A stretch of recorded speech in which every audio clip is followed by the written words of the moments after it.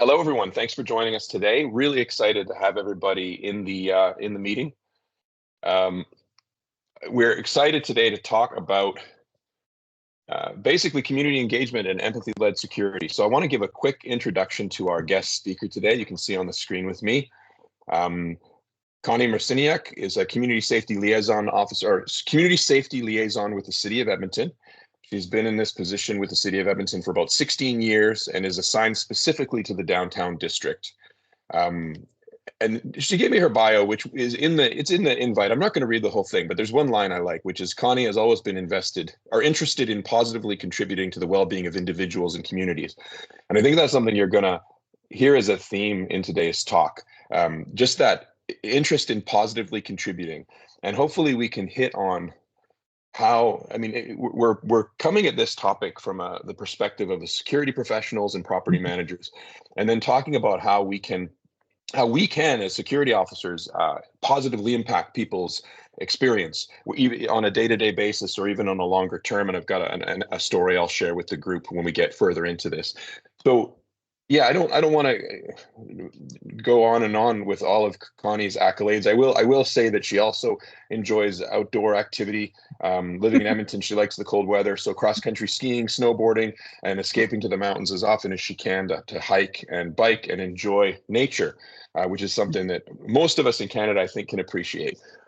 So I've learned to accept the cold weather, not like the cold weather. Fair. Well, living in Edmonton, I think you have to. You either do or you don't. So today's topic is community engagement and empathy-led security, and we're specifically going to sort of center around empathy-led engagement with the unhoused, the drug addicted, marginalized people with mental health challenges, etc. And I think this is a pertinent topic for every city in Canada. I think we've probably seen an increase in homelessness across the country. But Connie, can you give us an idea of what that looks like or how it's changed in Edmonton specifically? Because I think that's probably indicative of the country. Yeah, I will in just a second, but if it's okay, I just want to backtrack just for one quick sec, just to preface kind of the experience that I've had. And I have been in this role for about 16 years, but to give people a bit of an understanding that I do have a degree of appreciation and understanding for where you folks are coming from, is that the program that I work in, it's a partnership between the city and the police. And then we work with a youth service as well. But all of the work that we do is driven around how we can increase either perceptions or realities of safety for our citizens. That looks very different depending upon where we are in the city. We do kind of different projects and stuff. But at one point, and especially sort of like early in my career with the city, I was like based in one community with a police officer in and out of a police car sort of on a daily basis, and really trying to be that one-stop shop for increasing safety, not in an intervention kind of way, as opposed to a community development kind of way. And now I've worked downtown, and I'd worked downtown previously, but I've worked in our downtown core for about 4 years at this point. And so like I've seen the progression of what a downtown core looks like. And I've also known that like you don't put a community safety program in the communities that are viewed as particularly safe and that are not crime and disorder issues. So I understand to the degree that I can and empathize with the experiences that some of you folks are having out there. So just wanting to preface that just a little bit, because sometimes city employees aren't necessarily always seen as on the ground individuals. So I can appreciate that. So right on. No, I appreciate that. In terms of some of like our unhoused folks, like in Edmonton, and James, I think you're right. It's kind of been a nationwide-ish experience, but in Edmonton in particular, we've had almost an 80% increase in our unhoused folks. And that doesn't necessarily mean that folks that are only living in the streets, only living in encampments or visiting shelters. They could also be just like couch surfing, that type of thing. But we know that like increases the degree of vulnerability that they have. And that's been about an 80% over the course of the past 4 years. So it wasn't from last year to this year, but it's kind of been a slow progression upwards, which is like absolutely unfortunate that it's part of the experience that we're just having as a city in general. And again, I'm imagining that you have something roughly similar kind of across the board with any major municipality, frankly. I am always really cautious to sort of in our current context that not only do we have like an increase in our unhoused folks, it's that we're also seeing an increase in the complexity of those folks too. Mm, So they're becoming harder to house, more entrenched in community and in a way of life. The degree of unmanaged or unwell managed or unsuccessfully managed mental health has increased in the population. Give or take, everybody is carrying weapons out there. And I say give or take just to like not blanket statement it. Yet I'm mm. pretty confident that the vast majority are. But also we do know, like statistically speaking, there are most likely to be victimized population as well.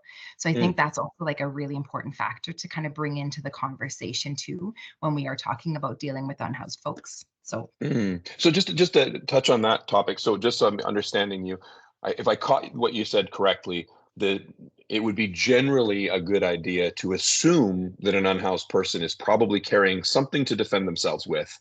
yeah, And the reason for that is not because they're necessarily wanting to be aggressive or wanting to be violent against people, but because they feel the need to defend themselves yeah. because they're victimized by perhaps other people on the street or anyone else that might engage with them. That's an Absolutely. interesting thing to think about. Yeah. Interesting thing It's to think really about.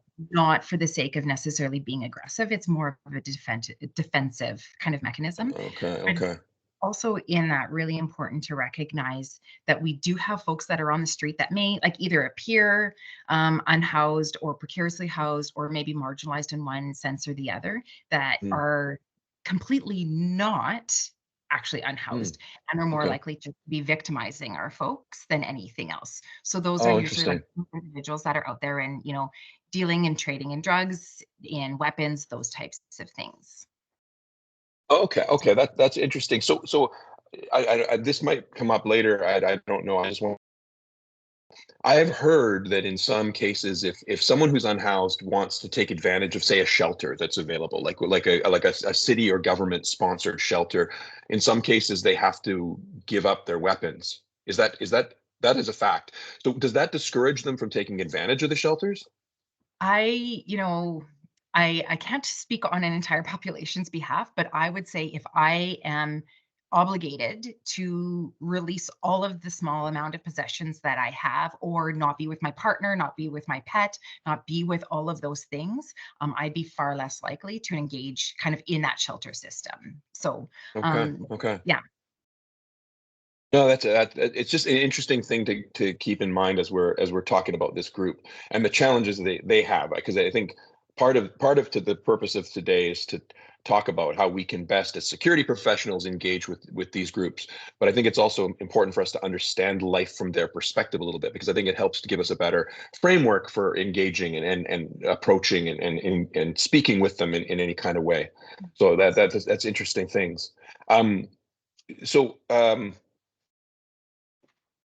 mean, we're sort of just having a conversation here, so we can totally uh, add more or come back to some of these topics. But one of the things, like our client base in a lot of cases are property managers, yeah, and so obviously homelessness impacts those groups in different ways. I mean, in some cases, unhoused people are seeking shelter, so they're finding stairwells and nooks and crannies to shelter in. Sometimes they're coming right into properties that are open to the public, to maybe use washrooms or to use the washrooms for other purposes, like to be speaking candidly, some of the unhoused population has struggles with addiction, and they do find opportunities to use washroom environments to consume drugs and experience those drugs. So I guess, what's your take on I guess that topic in general? like I think that's like an additional layer of complexity that comes into this because then we're not just dealing with the consequences of individuals who are unhoused and the consequences on them. There is a larger picture that does need to be reflected on. And I think that is the fact, like you're saying, that we have more unhoused folks.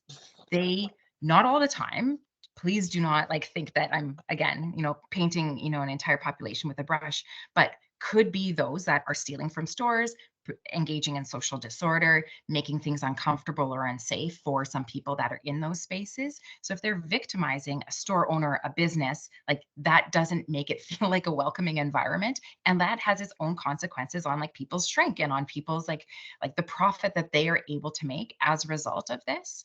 But we know too that we have our unhoused folks that have fewer and fewer and fewer spaces to go to. So just like you're suggesting, like they'll find a stairwell, they'll find some place where they themselves feel safe, at least temporarily. And when they're pushed out from space to space to space, they're trying to find that last one. And when there's fewer and fewer spaces to be, and if our shelter system or our day spaces don't feel particularly safe for them either, it's not going to be a place that they're going to gravitate towards. They're going to gravitate towards those more anonymous spaces. But one of the things that we're seeing sort of in Edmonton here, at least as well, and especially with some of the consequences of opioids that we're seeing and some of those addictions and stuff, is that we're seeing an increased number of individuals who are experiencing poisonings, right? Just kind of across the board, it's something that we're most definitely seeing. And then we're seeing individuals who feel ill-equipped to be dealing with that and who are ill-equipped.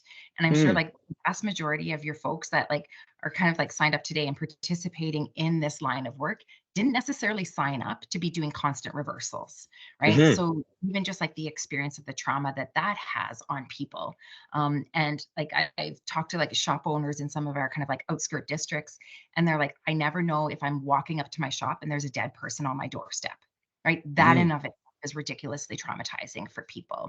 Right. Absolutely. It's Absolutely. important to reflect on that aspect of things as well. So we have a population that in and of itself has a heightened victimization, but they are victimizing other people in a whole variety of ways potentially too. So it's like this strange dynamic back and forth that is really, really quite complex. And then I also think like we struggle with our transit system here in Edmonton. And we have a lot of like social media rhetoric that's out there, and people ride the train once or they see one social media post and now that space is unsafe and they will never go on the train again. And I think that's the same kind of experience that can happen for a shop, right? So if you are a downtown or wherever, business operator, and you have a number of unhoused folks that might be around in that space, or people that are making other people feel uncomfortable, then is that customer going to come back again? Potentially not, especially if they themselves as a customer feel ill-equipped or uncomfortable in that. Now they've painted your store with that same brush. So most definitely can understand like the economic even impacts of this for those that are operating too. It makes sense. It makes sense. You used the word in there that perhaps most of our audience is familiar with, but I just want to touch on it. Connie mentioned potentially security, frontline employees being uncomfortable doing reversals. A reversal is when you apply naloxone or Narcan to someone who's overdosing and in need of intervention. And that reversal process can be it can be quite an experience. Typically, when someone comes out of an overdose state because of the application of Narcan or naloxone, they're occasionally agitated, angry perhaps that their high has been ruined, because often they didn't realize they were on the cusp of death. So we might think, as someone intervening in this situation, that, oh, I just saved your life. You're probably grateful. The initial reaction from that person who's experiencing that might not be that.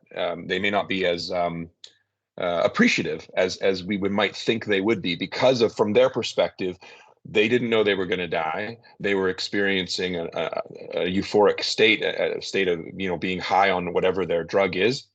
And then being pulled out of it. Essentially, you're pulled out of it almost instantly, which can be very angering to someone who has had to work hard or take a lot of time to collect the money they need to purchase the drugs through theft or through panhandling or any other way that they're getting their money. So just so we're all on the same page, what a reversal is that Connie was mentioning. And that kind of James. Sometimes I forget about words. No, it's okay. It could be the whole audience is totally kept up with us here. I really appreciated what you were saying about that. I think we need to understand, as much as we need to be empathetic to the plight of the unhoused population. There is an impact on business owners, and sometimes it's not a huge corporation that we kind of say, well, suck it up. You're a huge corporation. You shouldn't complain. Sometimes it's mom and pop shops that are having challenges staying open because of recurring theft or recurring, like Connie was talking about. You come to the front of the store and there's someone high and unconscious out front of the store. Maybe you don't want to come back, and it can impact their sales, which impacts that person's ability to make a living. So I think that's a valid thing we need to keep in mind. I think what I want to show right now, just on the PowerPoint here, I just want to show you folks something that I found quite interesting. So I want to give credit where it's due. This is from our security colleague, Mike Byrne. He works for Scope Safety and Security. He's actually the owner of Scope Safety and Security. And he's got some amazing training courses. If you have time, I recommend checking this site out. You can see the link there on the slide. This specific course, the basic engaging with the homeless populations course, is free to take. I highly recommend that you take a look at this, Google it, look them up, and try and get registered for this course. Some of you will recognize the image on the screen here, Maslow's hierarchy of needs. This is how, in general, how people make decisions in their lives. So we've got this triangle of needs. You've got the wants at the top and the needs at the bottom. So obviously the needs are the most important. And just for the sake of keeping everyone up to speed on this, I know some people have, if you've taken higher education, you've probably seen this many times. But if you haven't, maybe you've never seen this before. So I just want to talk about it at a high level here. So this image is how Maslow decided that people decide to prioritize and make critical decisions. So starting with the bottom, the most important need for most of us is physiological. It's the essentials, the biological needs: air to breathe, drink, food, shelter, clothing, warmth, sleep, etc. These are the basics of keeping our bodies alive. And as we go up the hierarchy, we get to safety. The second one for most of us is control, essentially, but having a steady income or steady money available to us, access to police and schools, access to medical care, access to or having financial security, and the safety piece, freedom from fear. In general, most of us live free of fear for the most part. Obviously, we've got little fears and little things that bug us from time to time, but in general, we're not afraid for our lives on a day-to-day basis in most cases. The next one is love and belonging. So interpersonal relationships, friendships, intimacy, trust, acceptance. Those are important pieces of our existence as human beings. And then the next one from that is esteem. That's like your self-respect, your dignity and your achievements, things you feel proud of. And then the last one is self-actualization. And that's essentially the potential for us to achieve our fullest potential.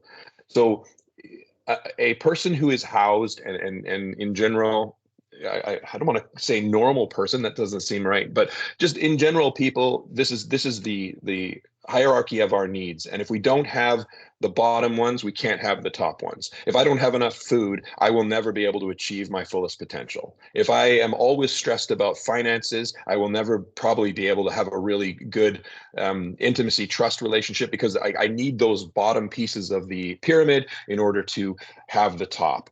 And what I found really interesting from Mike Byrne's course is this next slide. Mike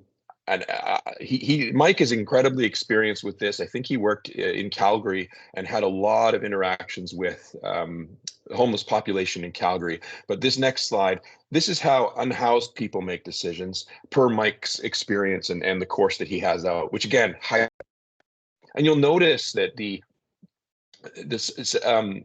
there's some things that are out of order. If I go back to the first one here, the very basic need for most of us is physiological. It's our food and shelter and clothing and warmth. And if we flip to where we see the unhoused folks, you can see physiological stuff is further up the pyramid. We've got some other things happening in the needs level, or the bottom of the pyramid. So I want to talk a little bit about this image and how I think it applies to the unhoused. But essentially, the bottom of the pyramid is esteem, and that's fundamental for individuals living on the streets who have nothing but themselves. How they see themselves is a huge part and important to their day-to-day. Some of them might be funny, some of them might be physically dominant, some of them might be helpful to people, and that sort of defines who they are. And it becomes really important to their existence and what they choose to do. And I want to talk at the end of this slide about a couple of things and then get Connie's input on it as well. The second one from the bottom is love and belonging. So the presence of friends, non-judgmental friendships, that's important to people who are struggling with addiction and unhoused.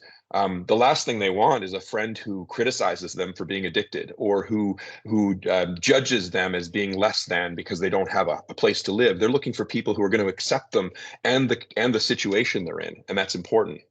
The third one is safety. Now you'll remember safety was a little lower on the other pyramid. So safety, tents, shelters, places perceived to be safe to sleep. Stairwells and on parks, tent cities, all these things we're seeing popping up across the country are part of this safety level of this sort of unhoused version of the pyramid.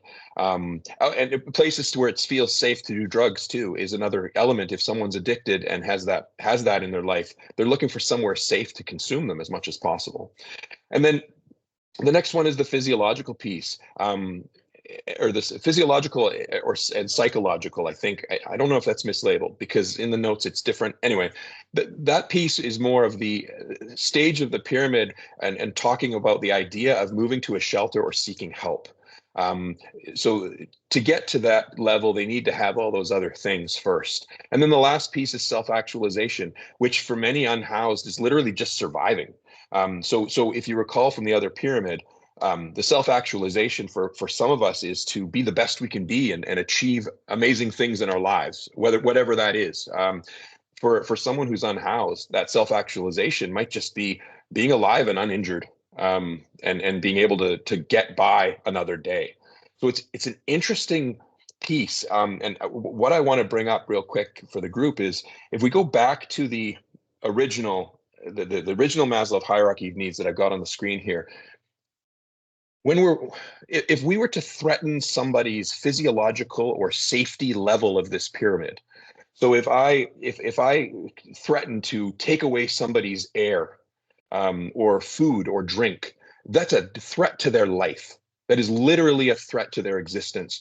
And I would expect that any one of us would react quite aggressively to that. If I threaten to take away your air, which you can connote whatever that brings to your mind, you will fight back. You would be very, very concerned. And I would expect a reaction. And we flip to the unhoused triangle here, and we look at the bottom one, esteem. The fundamental for individuals living on the streets who have nothing but themselves is how they see themselves. If I threaten that in an unhoused person by the way I approach them and speak to them, I should expect the same level of aggression that I would get from threatening to take away someone else's food. Like, it's an interesting thing to get our heads around, put ourselves, sort of change our perspective on what an unhoused person is thinking, and realize that if we approach them and threaten what makes them them, we should expect a negative response. It'll be very different from what we get from someone else who isn't unhoused. And I think understanding this is interesting. Connie, do you have any thoughts on this? I know you haven't seen this before, but I think we've talked about it in the past. I think it's really interesting just to even in this, make sure that we are defining like maybe our own version or a kind of a collective version of what it means to have esteem, and what esteem looks like is very different as well. Right. So like, you're right. Like, if somebody is funny, maybe that's what they tap into, but how they express that humor might be very different than you would at a cocktail party with your friends, kind of thing. Right. So there's also that difference layered in there as well. And I really, really pick up on like that sense of love and belonging, because I think when we don't have that, and how people end up finding it, especially when they're street involved, and what they do to obtain that, would be very different, can be very different from what other people who don't have those complexities or those misfortunes that some of our street involved folks have. Right. So again, it's not even that this is flipped around, it's that how we are defining the things that are in each one of those is essential too. Because what like my physiological needs in terms of like being able to have a space to do this, and food and shelter and that, like I love camping, but I don't want to live in a tent on the side of the road. But that might be somebody's version of like physiologically that meets their need, would not meet my need. So for me to even like assume that my version of what meets needs or what achieves these things can be a little bit misguided. And one of those reasons to really put ourselves kind of in somebody else's shoes. And to me, a lot of this really brings me down to some of like those biases that we end up having, and how it is really important to remember that, like, as an individual, it's really easy on my worst days to put on this mask and be like, everything is fine, life is good, because I know, where I am going to sleep. I know that I have like people who love me dearly, right? Like, I know all of those things. Pretty confident on a regular basis, I'm not going to be victimized. Right. So I Right. know all of those things. So even when something really, really awful happens in my day, I can give or take still have a pretty decent mask on. That mask for people who live all of their private life in public can be Mm, very, very difficult. And what pulls off that mask, like your interaction with somebody, can most definitely be the last straw. And it could be the most simple thing of like, hey, would you mind picking that up? That could be the last thing that they can tolerate in that day, mm, because they didn't get sleep, because they had to sleep on the road, right? Whatever it is that's happening to that individual, most definitely thins that veil that they are able to have. Whereas like people who don't have those misfortunes should be able to, and typically do have, a little bit of a thicker skin around some of those things that could like otherwise poke people, kind of idea. So I think it's important to like recognize that kind of in this hierarchy of needs as well. No, I like that. I like that. I think I think from what I'm taking from this is that it's important for us to reframe our perception when we're engaging with these folks, to make sure we understand that their perspective on life is different from ours. So things that I would think, well, this isn't going to be a big deal, could be a huge deal to them. And I think that's a valid thing. And there's probably a factor there in what I want to talk about next, which is, I think we'd be remiss not to acknowledge that obviously the homelessness seems to be increasing across the country. I mean, I've seen some numbers that are suggesting since 2020, like 50 to 60% increases in the number of homeless people. Again, all those different, not Definitely. strictly homeless, but those like couch surfing, all those things all together. Um, so we're seeing more and more instances where our security professionals across the country, whether it's working for Paladin or working for any other company, are having to engage with these folks because they're in stairwells doing things, because they're building temporary structures where they shouldn't, etc. So the unfortunate thing is, while a lot of those interactions are peaceful, they go off without an incident and everything goes great. Every once in a while, we have cases where the guard is met with violence, and they unfortunately might be too maybe they're too close to the individual when they start the engagement. Maybe it escalates and the distance gets closed. So I guess what I'd be curious about your thoughts on is, what advice could you give to security professionals who are being asked to engage and approach with folks like Mhm. this? Yeah. Well, I think it's first off really important to remember that no matter if we do all of the things that we are told or believe are the right things, things can go sideways on us despite our best preparation. So I think it's really important to recognize that. It's important then to like debrief that incident though too, of like what did go wrong, how could we prepare differently in it too, and what are some of those learnings. But every interaction is going to be different. That's for sure. Like I think there are a couple of those key things that we can pick up on when it does come to dealing with people. I want to say like the first thing is, but there's so many first things. But I think one of the most essential things is we are still dealing with other humans.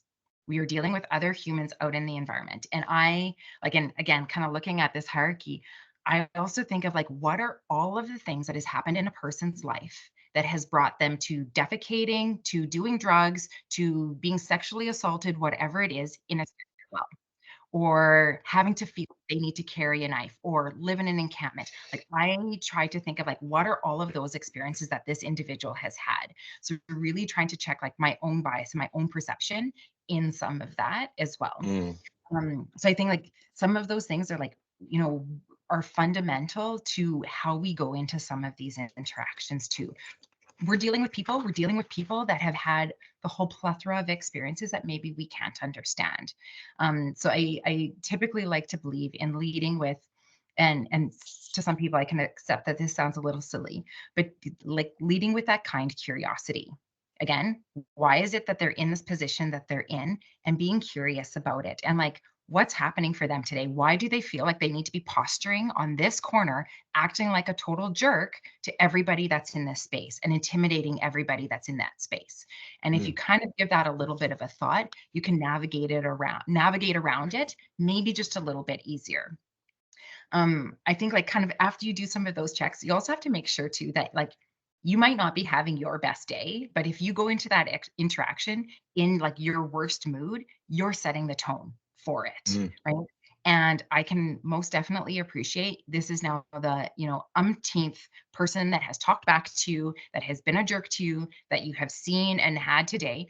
But for them, this is their first interaction with you, right? And not wanting you to paint them with the same brush, but vice versa as well. So trying to like be as like grounded in that interaction yourself, so that you can set the tone for it. I always just like to give people as much warning that my presence is coming close to their presence as possible.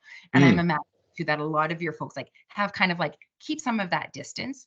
Distance is safety. Like, it's harder to kick somebody when you're across the room than when you're up close. It's just the way the world is, right? So keeping some of that distance, but also being mindful of like how you are being, and I'm all over the place, I apologize, but how you're also perceived in this too.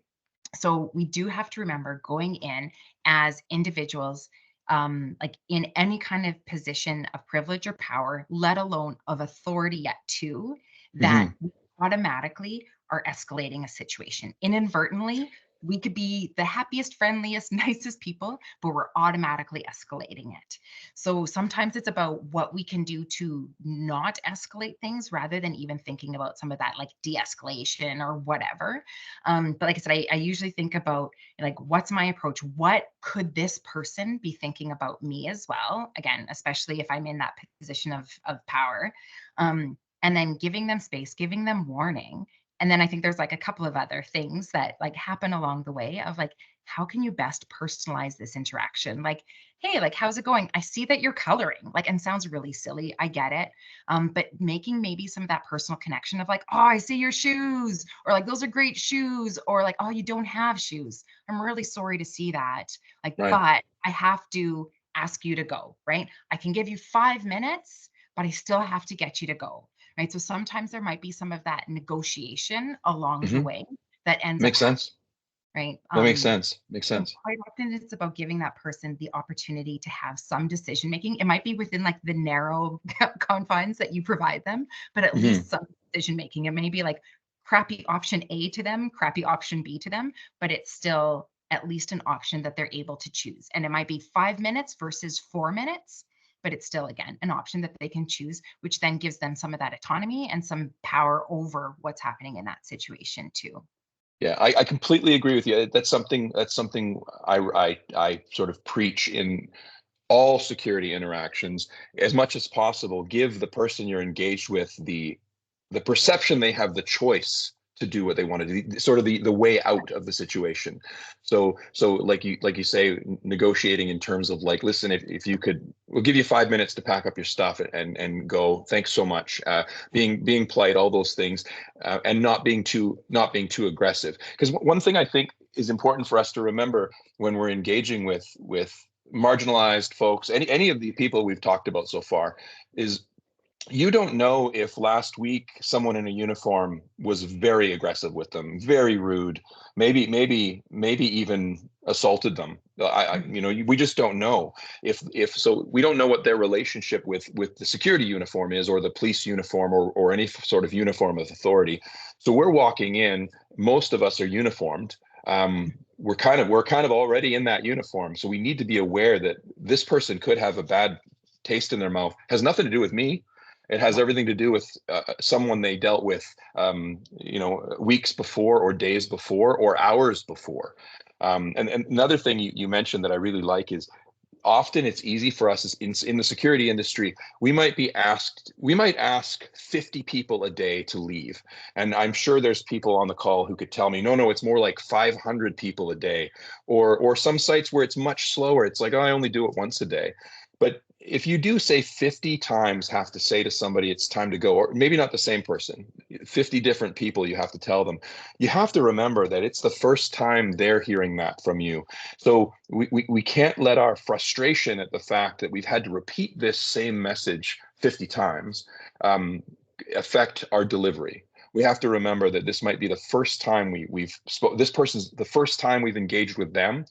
We need to remember that we have to treat them with the same compassion we did with the first time we asked somebody to leave earlier that day, or the first time in our career.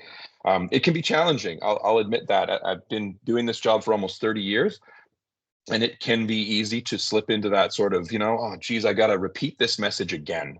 But we need to be mindful that it's the first time some people have heard it. And there's another thing I want to talk about. We're at about the 35-minute mark. We got about 10 more minutes before we'll look at some of the questions that are coming in. And I do see there are some questions and some comments. I will get to them.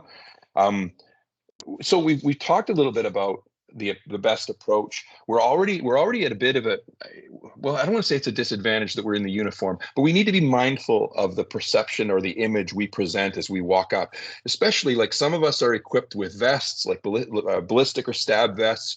We will look quite officious, folks. And some of us, depending on your build and your stature, you could be a pretty intimidating character. So you're walking up on somebody. I liked what Connie said about giving them as much notice as possible that you're approaching, so that you're not scaring somebody and having them react in fear of this big, potentially a big imposing security person looming over them suddenly.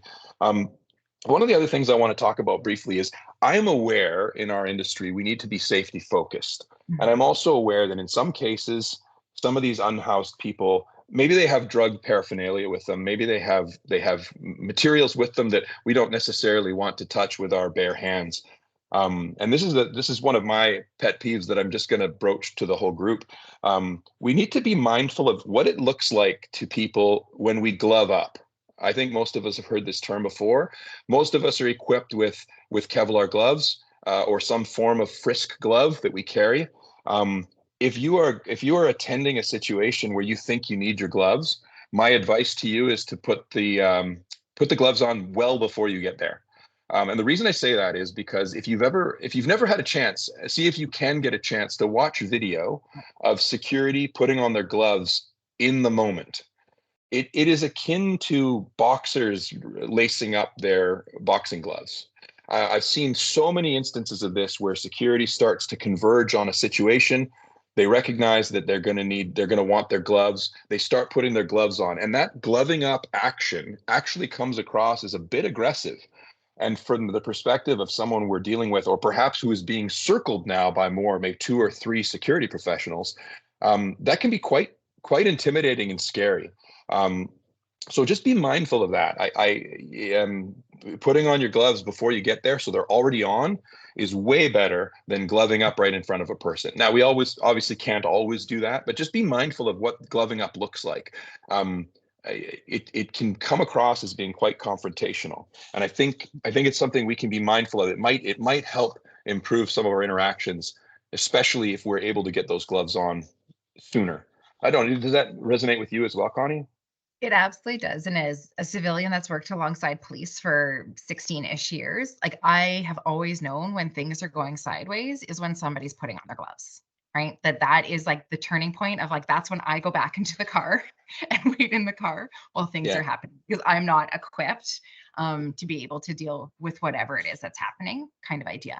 But I think, James, you also mentioned a really important point when it comes to there has to be a balance. And again, there's never one answer, but there has to be a balance between the number of individuals that are involved in a situation. Because if it's you and 4 of your colleagues, your security colleagues surrounding, and when I say surrounding, I don't mean that you're like hunching over, but even like in that proximity, that in of itself can feel really intimidating.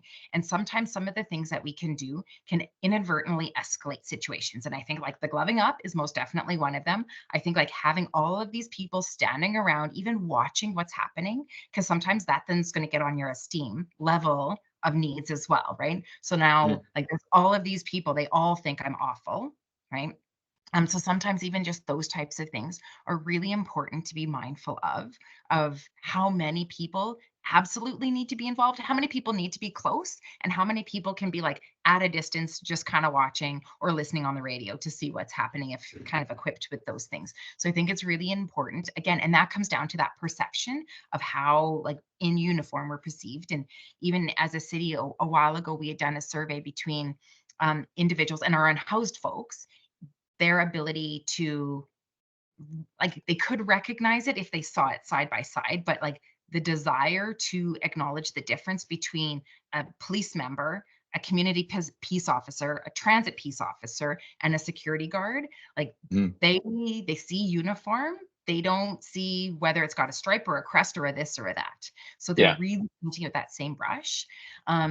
For anybody. So it's not even just the crappy interaction that somebody's had with you or one of your colleagues, it's all of the interactions that they've had with anybody that's kind of in that type of position of authority from birth. Because I think of the number of individuals who are street involved who have probably had a parent or a caregiver taken away by an enforcement individual, right? So now that even taints Yeah. every interaction that they've had, right? So That makes even take sense. those things into consideration as well, and how we're kind of like showing up for people, right? No, that makes absolute sense to me. And I think we also should be mindful, example in Vancouver recently, a temporary tent city structure was set up along Hastings Street, I think, in the downtown east side. And it stayed there for several months, and it grew and it developed into a bit of a community. Obviously not ideal for the business owners and people that were moving through that area. And eventually the police rolled in with police officers, city officials, and garbage trucks, and they basically tore down the encampment. Like they tore the tents up. They gave them warning, but when they were still there at the deadline, they went through and basically pretty aggressively removed everything they didn't want there anymore. And it's an interesting thought to be mindful that. So I'm reading that in the news. The person I'm dealing with 4 hours later might be someone who just had all their belongings thrown away by someone in a uniform, and now I'm in a uniform, and all I want to do is ask them to move along, but it's like, again, another one of these guys in a uniform coming and ruining my life from their perspective, and maybe they react aggressively. Connie, so admittedly to the group, Connie and I have chatted a little bit in advance about this topic. One of the things that you had in your notes to me, we talked about safety considerations, because a big part of this to me is keeping our employees safe as well. They're being asked to engage with people, and we talked about how many homeless people do carry weapons. Unfortunately, sometimes they do deploy those weapons on our security personnel when we're engaged with them. So you shared some thoughts with me on best practices from your perspective around for the uniformed personnel. For sure. You mind talking a little bit about that? Yeah, I will. And I did just want to Yeah. put it out there and say that like I do recognize we're actually asking like folks, security personnel, to do a lot. We're asking you to put away your worst day that's happening, to put away the 50 interactions that you've had before this, right? Like we're asking you to do reversals that you may not have signed up to be doing. We're asking all of these things. Totally get how like that feels really heavy. It feels like there's so much onus on you. That onus is being placed on you ultimately for your safety, right? Is really what it comes down to. Is usually like that's typically the way I think about some of that onus, and it's stuff that I talk about with like regular citizens too. Like, I'm sorry that I'm asking you to walk on a different side of the street because this side of the street feels unsafe or uncomfortable. That's a crappy thing to have to tell Edmontonians. But like avoiding the risk is far better than encountering and encroaching it, unless you kind of like absolutely have to. So like wanting to recognize, like I said, that it is very heavy to be asking what we're asking of folks. I get that. But when it comes to some of those things, when it's like that best practice of keeping safe, always think of like, leading in again, like I said, with like that kind curiosity, and quite often being like not as disarming as possible, whatever that looks like for you. So it might be like being a little bit friendly. It might be being like drippingly friendly and overly friendly. Sometimes it might be being apologetic. So it's like, I'm really sorry, got to get you to do this. Yeah. Kind of going back a little bit to the gloving up kind of thought, I usually think like, I don't like it when I can't see where somebody's hands are, because where do people put weapons and things I don't want them to use against me is in pockets or behind their back. So if Yeah. they can't see your hands, they're probably feeling a little bit more vulnerable as well. So that could even be something that's like going to potentially escalate things. So it's some of that space, it's some of that like being apologetic, being as respectful as possible of like, I'm really sorry. This is just like what we have to do today.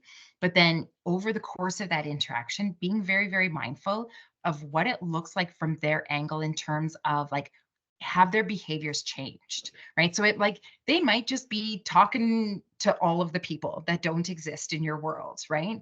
But if suddenly they start fixating and only talking to one of the 7 people, that's when you start to kind of like notice that there's a change in behavior, that maybe things are going in a different direction. Thinking about what tension in your body and anger and frustration looks like in your body, and noticing those types of things in other people. So are you like suddenly like noticing that they're wringing their hands, or that maybe they're rubbing their neck because that's like their center of like anger for them, or where they start to get hot about things. So noticing those types of things. Yeah. Again, if they start to like go really random off topic, starting to talk louder or starting to talk a whole lot quieter because maybe they're trying to bring you in close, noticing it's like ultimately around that change of behavior. I do with that always want to give the caveat of like, we have folks out there that are neurodiverse, like just everyday folks that are neurodiverse, who can also display a lot of these behaviors. So like thinking about people that like I know with like that are on the spectrum with autism and wringing hands or rubbing their head, I just said those same things, but they're on the spectrum, and they're not being aggressive. And that's part of that reason for that curiosity to bring that in of like, what is actually happening here? Is it escalating? Or is there something else that might be happening along the way that I need to be mindful of instead? So it can be asking some of those questions, trying to find out a little bit more about what's happening for them. So That's a fantastic point, and I think there's a story I'll just briefly mention because it fits in with what you just talked about. Years and years ago, there was an incident where a person was perceived as being intoxicated in a building.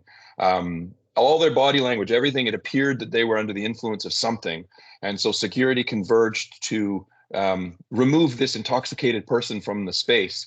Not recognizing that their movements and their way of moving and the way their body was behaving was actually because of multiple sclerosis. So they mistook the symptoms of MS for intoxication, which can happen. There can be slurred speech. There can be movement challenges with that type of medical condition. So it's interesting to keep our minds open to that. I think we need to keep safety at the forefront, but I think we need to try to really recognize and watch carefully to determine if what we're seeing is neurodiversity, like Connie was talking about, or whether it is in fact aggressive behavior. But hopefully, we're keeping a safe distance. I'm gonna stop there, and I want to tell one more quick story, and then I'm going to go to the questions. And the story I want to tell is. We as security professionals can actually have a positive impact on people every day in different ways. It can be as simple as opening a door for a customer, or saying hello to somebody in the morning, give a smile, wave, engaging with someone. It can make their day. And in even with the folks we're talking about today, we have a story that I want to share. One of our guards in Western Canada, he sort of over time had created a rapport with a young, unhoused and addicted male. The young man kept coming back to the property, and so the security supervisor had to engage. He had to talk to him at different times, ask him to move along, ask him to pack up and move. But he created a relationship with this guy by treating him as a human, treating him with respect, and treating him kindly. And one day the young man was being asked to move on, and he told the security supervisor that he was thinking of like ending his life. He was really thinking that life wasn't worth living anymore. So the supervisor talked to him and said, listen, I want you to come back every day. Come back every day and see me. so I can check on you and I know you're okay. So every day for like 2-3 weeks, this kid kept coming back, and the supervisor would engage with him and have a nice little chat with him, make sure he was okay, and then he'd go on his way. And this I think really it's the humanizing that the supervisor, the respect he showed him and the time he gave him. The next thing we knew, the kid came and said he wanted to get into a rehab clinic and didn't know what to do. So the supervisor engaged with local resources and found a rehab place for this kid, and he went and is, from what I understand, has a job and is on a more productive path now. And his mother came to the property to thank the supervisor. So I'm not saying that we can achieve that level of amazing every day, but just be aware, like we do have an interesting opportunity to make people's lives better, even in a small way, and sometimes in a huge way. So I'm going to go to some of the questions here. One of the first ones was, when approaching an unhoused person, you need to ask to move along. Would it be worthwhile considering adding ununiformed people for the first approach? It might be, but there's some legalities around uniforming in Canada, and in each province is different when and how you can be out of uniform in a security capacity.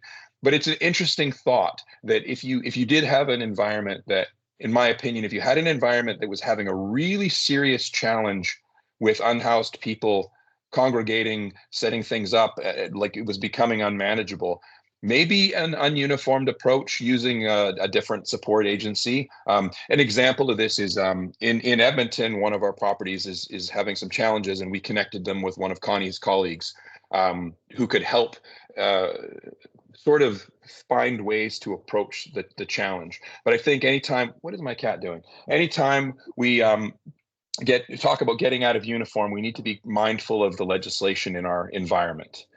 And to see if we got others here. One of my colleagues, security colleagues from Montreal, posted something. We have access to diverse equipment and technology to prevent or discourage homeless people from finding shelter in spaces. I think he's okay. I see what he's saying. It's no longer simple. That's his point, and I agree with him. It's no longer a simple issue of continually kicking people out. We almost need to include social worker level training for security officers. I really like that suggestion. And I think the conversation we're having today is a bit akin to that. Obviously, we're not walking out of here as social workers now, but I think we need to have that mindset when we're working with folks and being ready to have resources. Example, what I recommend to properties that have struggles with unhoused people is, rather than just continually kicking them out, have all of the frontline staff equipped with information on where the nearest shelter is, where's the nearest food bank, where can a person get a warm meal for free, where could they sleep tonight in the cold, especially in the cold months. There are obviously cities in Canada that are much less forgiving than others. It's much easier, I would imagine, to be homeless in Vancouver than it is to be homeless in Edmonton or Calgary or Winnipeg, where in the winter we're talking about minus 40 degrees. I can't even imagine. I honestly cannot imagine it. So I think I like that thought of thinking of ourselves a little bit as social workers when we're engaging with folks. And it might be like, James, just to pick up on that, like it might just be, like you said, like knowing where those closest things are, or maybe a good agency to be able to call. And like, at least in Edmonton, we have like collaborative groups that are constantly sitting around and navigating this and making sure that like our people on the front line have those resources and are aware of those resources, because we know how essential it is. And we know that quite often it's our security personnel or our enforcement personnel that are that first line of contact. And like, don't want you to have to be social workers, at least know who to call, who is the social worker that can come in. And we do actually in Edmonton have a couple of different partnerships that are like enforcement and outreach based, just kind of like for that purpose. But like, I think that's really, really great, is like making sure that you just know where those closest types of things are. Yeah. Oh, I like that. I like that. We one more question from Jamie Johnson. He says part of his role is to make recommendations and evaluations on different security programs. He's asking, which vertical or portion of the security industry do you see having the most conflict, and what's the best way to rebrand those interactions? I'll take this first, and then Connie, if you have any thoughts. The thing that jumped into my head here, Jamie, is I think right now, in terms of unhoused people, any property is essentially going to have challenges depending on where they're located. Obviously, a rural environment or critical infrastructure will probably have less of a challenge with unhoused than, say, a commercial property or a retail shopping center, more in the urbanized space. But one thing I want to touch on here, you talk about rebranding those interactions. I'm a huge proponent of addressing behavior as opposed to addressing people. So, and what I mean by that is, if a person starts loitering in a property, I want to address the loitering, but I don't necessarily need to address the person immediately. I can say to them essentially, hey, loitering isn't allowed. If you stop loitering, we don't have a problem. Now, if over time they demonstrate they can't disassociate themselves from that unwanted activity, then I think we need to start addressing the person. But I think one way to rebrand, you talk about rebranding those interactions, is to make sure we're addressing the activity rather than the individual. So we're showing the person respect. We're showing the person that they are a member of the community. But we're addressing the behavior that is a problematic for the environment, and I think that's a huge part of addressing this challenge correctly, is to make sure we're not discriminating against people, we're maintaining their human rights, we're being respectful of all those things. We're just addressing their behavior the way we would with anyone else whose behavior doesn't fit in the environment. I don't know if that quite answers your question, but I hope it does. I'd love to talk to you more about it at length, maybe on another call if you're interested in connecting. Connie, do you have any thoughts on that question? I think that's like really a beautiful answer, is because like it is about what those behaviors are as opposed to the human. Because I think especially for some of our marginalized folks, and we see it in our just general society with people becoming more and more polarized, we've dehumanized the other so very much. So the more we can humanize and just look at behaviors, it doesn't matter who is participating in those behaviors. It's just the behavior itself that's unacceptable, as opposed to the human that is unacceptable. So I think it's really, really important to focus on that. So I appreciate that as kind of like the approach and the thought process. Mm-hmm. And actually, I'm going through the chat now, and Jamie, same guy who asked that previous question, he made a good comment about the question about non-uniformed, like should we have non-uniform personnel? He agreed with me about the provincial challenges of that. But the other thing is, we need to remember the uniform does come with a certain amount of authority as an agent of the property. And that's an interesting thing, because I could see the non-uniform backfiring in terms of the person you're asking to leave saying, well, who are you? Who are you to ask me to leave here? And then you have to explain your authority to actually ask them to leave, which could create another form of conflict. So I think that's a valid thing. I think there's pros and cons to the uniform in this case. But without it, I have seen interactions with non-uniformed people go very poorly because the person they're engaged with assumes they're just someone from the public and they can mind their own business, and it's going to go badly from there. So I see there's been some good conversation going on in the chat. And I'm not going to read all of it. There's a lot of positive things, but some questions here. How many officers should attend when dealing with the unhoused? I think we kind of covered that. It's a great question. I'm of the mind that we would engage the person one-on-one, just like you would in any other human-to-human interaction. But maybe if you need backup, maybe they're just out of the way a little bit, close enough that they can respond if things go sideways, but not so close that they escalate the situation. And I'd also be mindful. I know tactically it makes sense, but there's nothing more disconcerting than having people surround you. So if I'm talking to someone in front of me and their partner goes behind me, that's incredibly disconcerting, and it can make me feel very unsafe, which might make me react in a negative way. And then when should gloves be put on when attending an individual? Personally, if I'm a security officer and I get a call saying there is a person loitering on the north sidewalk, I would probably put my gloves on well before I got to the north sidewalk. So they're already on. I don't have to do that gloving up thing right in front of the person of interest or the subject, the person we're engaging with. And they're already on, so I'm protected, I'm safe, but I don't have to do that aggressive thing in front. And then the last question from this same person: what distance would be safe? Yeah, and then because you don't know if they're concealing bear or pepper spray. That's 100% true. We don't know if they're concealing those things. I'm of the mind that you want to be far enough away that they can't, that the other person, and this goes for any interaction, folks. This has nothing to do with just unhoused people. This is any interaction, because we're seeing more and more violence since COVID. There's whole reasons for it. We don't need to get into post pandemic rage and all these other concepts. You can Google that if you like. But a safe distance to me is one where I can't be reached or kicked or punched, where they would have to take at least a step towards me to make physical contact, but not so far away that I have to yell. You want to find the perfect balance. And I think I've talked about this. I've talked about this in other contexts, but you don't want to be yelling at the person, but you also don't want to use too quiet of a voice. And why that is because if I speak very quietly, it forces the person to lean in to hear me. So I'm forcing them to get closer to me to hear what I'm saying. So I want to use enough voice that they can hear me comfortably without having to get closer, but that is not aggressive, certainly not yelling. Now, okay, we've just hit the 12 o'clock mark, so I think we're going to wrap it up here. But I want to thank everybody who joined today's session. And thank you, Connie, for joining us today to talk about this important topic. If any of you want to engage further, I'm sure you'll find a way to reach me. Happy to speak with anybody further about this topic. I think it's a timely one. I think it's a challenging one for a lot of folks, and I think it's important for us as an industry to address this with empathy front of mind. I think treating people with respect, as Connie was talking about, I think is huge.